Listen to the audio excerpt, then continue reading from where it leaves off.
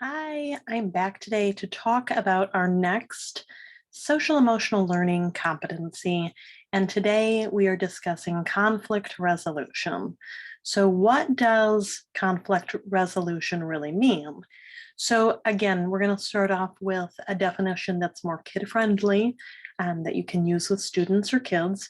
So, it's the process of finding a peaceful solution to a disagreement. All right, so the keyword there is peaceful, right?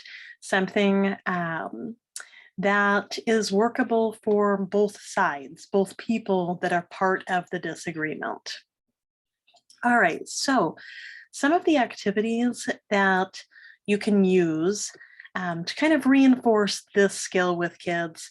The first one is the idea of share, listen, check. And what that is that when we have a disagreement between two people, we each take a turn sharing our side of the disagreement or our perspective while the other person listens. And then we check that we understand.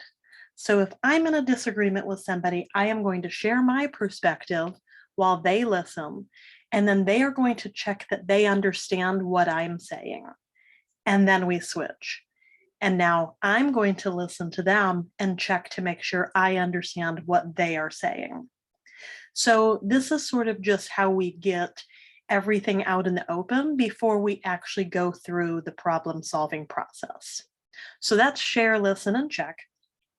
The other thing that's really important when we are talking to another person about our perspective on things or how we feel about something or how something made us feel is that we use I feel statements. So that sounds like I feel angry when it doesn't feel like you are actively listening to me when I'm talking to you, rather than saying something like, you never listen when I'm talking to you. You can see the difference, right? So by saying I feel something, the other person can't really argue that. We can't argue how somebody feels. So if I say, you never listen to me, then of course the comeback is going to be, yes, I do, right? But if I say, I feel upset when you are not actively listening to me, the other person can't say, no, you don't, and argue how you feel.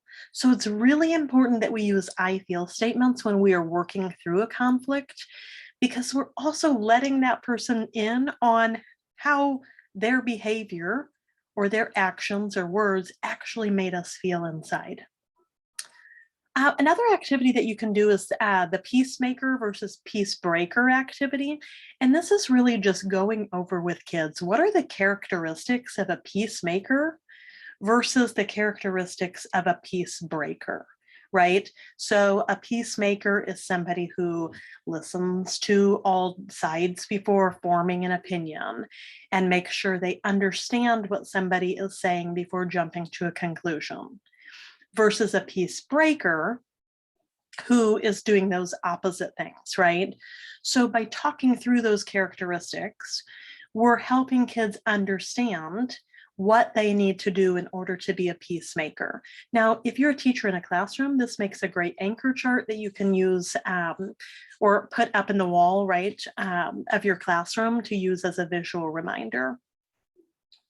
The next one is so important. How many of us actually spend the time to teach our kids how to apologize, right? We've all been in situations where we've heard a child apologize to us or somebody around them. They say, sorry. And you know that they don't mean it, and they know that they don't mean it. So, how do we build a true apology? We need to teach kids that, right? How do we make sure that it's genuine and heartfelt and they're actually apologizing for the thing that caused the disagreement? And then the last one works really well, particularly in a classroom, using problem solving sticks, where we have different options for ways that we can solve our problems.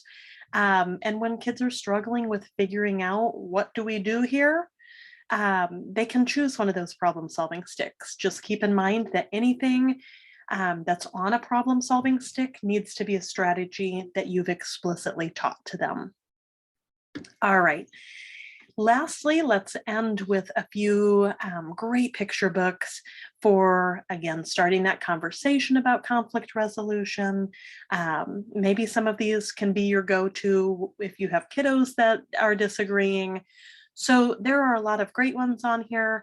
Again, I fall back on these Diane Alber books, right? But then you see some other ones that you're probably familiar with. Enemy Pie, Lily's Purple Plastic Purse.